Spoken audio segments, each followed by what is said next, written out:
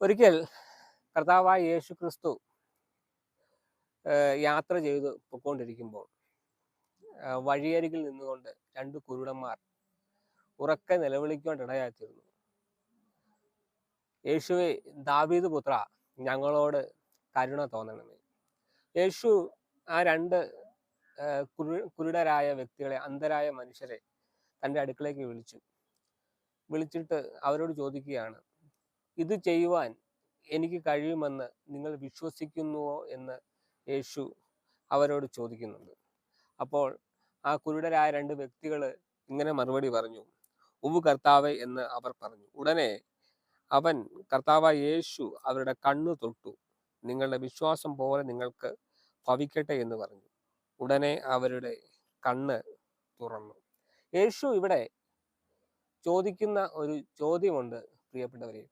ആ കണ്ണ് കാണാതെ ഇരിക്കുന്ന അന്ധന്മാര് നിലവിളിച്ചുകൊണ്ട് യേശുവിൻ്റെ അടുക്കലേക്ക് വരുമ്പോൾ കർത്താവ് ചോദിക്കുകയാണ്, ഇത് ചെയ്യുവാൻ അല്ലെങ്കിൽ നിങ്ങൾക്ക് കാഴ്ച നൽകുവാൻ എനിക്ക് കഴിയുമെന്ന് നിങ്ങൾ വിശ്വസിക്കുന്നുവോ എന്ന് ചോദിച്ചു. അവർ ഉവ്വ് എന്ന് പറഞ്ഞപ്പോൾ യേശു അവരുടെ കണ്ണു തൊടുകയും അവർ കാഴ്ച പ്രാപിക്കുകയും ചെയ്തു. പ്രിയപ്പെട്ടവരെ, നമ്മുടെ ജീവിതത്തിൽ ദൈവ പ്രവൃത്തിയുടെ ആധാരം അല്ലെങ്കിൽ ദൈവ പ്രവൃത്തിക്കുള്ള അടിസ്ഥാനവും ആധാരവും എന്ന് പറയുന്നത് ദൈവത്തിലുള്ള വിശ്വാസമാണ്. എന്ത് വിശ്വാസം? ഞാൻ അഭിമുഖീകരിക്കുന്ന അല്ലെങ്കിൽ ഞാൻ ഇപ്പോൾ നേരിട്ടുകൊണ്ടിരിക്കുന്ന പ്രതിസന്ധിക്ക് കർത്താവ് അല്ലെങ്കിൽ യേശു എനിക്ക് മറുപടി നൽകും, അല്ലെങ്കിൽ ഞാൻ അഭിമുഖീകരിക്കുന്ന ആ പ്രശ്നത്തിൽ നിന്നും ദൈവം എനിക്ക് ഉത്തരം നൽകും, എന്നെ വിടുവിക്കൂ എന്നുള്ള വിശ്വാസമാണ് നമ്മുടെ വിടുതലിനുള്ള, സൗഖ്യത്തിനുള്ള ആധാരം എന്ന് പറയുന്നത്.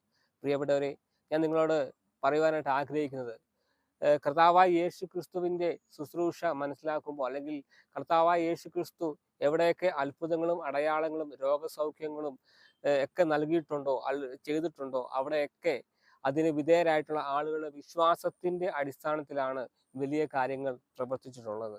സ്തോത്രം. ഒരിക്കൽ യേശു ഇങ്ങനെ മറ്റൊരു വ്യക്തിയോട് പറയുകയാണ്, നിനക്ക് എന്താണ് ആവശ്യമുള്ളത്, അല്ലെങ്കിൽ നീ എന്താണ് ഇച്ഛിക്കുന്നത്?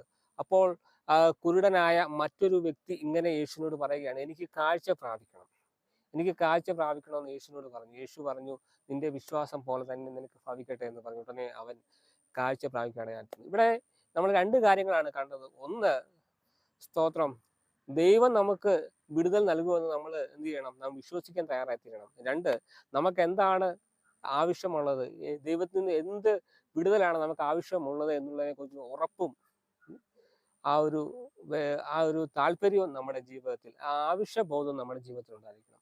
ഇത് രണ്ടും, ദൈവം എനിക്ക് വിടുതൽ നൽകുമെന്നുള്ള വിശ്വാസവും എന്താണ് നമുക്ക് ദൈവത്തിൽ നിന്നും വേണ്ടത് എന്നുള്ള ആ ഒരു ഉറപ്പും നമ്മുടെ ജീവിതത്തിൽ ഉണ്ടെങ്കിൽ, ആ ഒരു ഉറപ്പോടുകൂടി, വിശ്വാസത്തോടു കൂടി ദൈവം എനിക്ക് വേണ്ടി പ്രവർത്തിക്കും എന്നുള്ള ആ പ്രത്യാശയാൽ ദൈവസന്നിധിയിൽ മുട്ടുമടക്കി പ്രാർത്ഥിക്കുന്ന, കർത്താവിനോട് അഭയയാചന ചെയ്യുന്ന ഒരു അനുഭവം നമ്മുടെ ജീവിതത്തിലുണ്ടെങ്കിൽ, ഏത് പ്രശ്നമായാലും ഏത് പ്രതിസന്ധിയായാലും എത്ര വലിയ ആ പ്രാർത്ഥനാ വിഷയമായാലും ആ വിഷയത്തിന്മേലൊക്കെ ദൈവം നമുക്ക് വേണ്ടി പ്രവർത്തിക്കുക ഇടയായിത്തീരും. ആ ഒരു മനോഭാവത്തോടെ നമുക്ക് കർത്താവിൻ്റെ സന്നിധിയിൽ ചെല്ലാം, മുട്ടുമടക്കാം, പ്രാർത്ഥിക്കാം.